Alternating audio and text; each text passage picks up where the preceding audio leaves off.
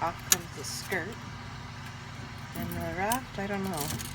Oh yeah, I think it's going to come loose with this. I don't think I need my hammer and chisel.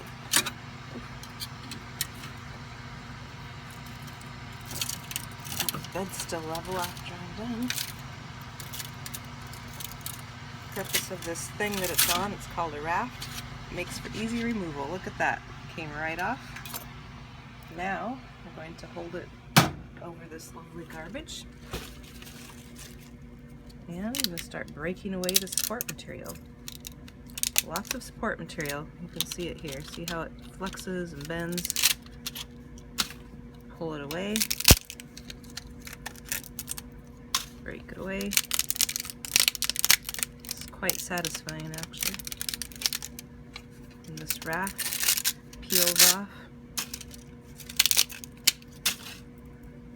And there we go. We're left with the main trunk of the bonsai plant. It has a bit of cleanup and sanding that needs to happen before we paint it. It looks pretty good.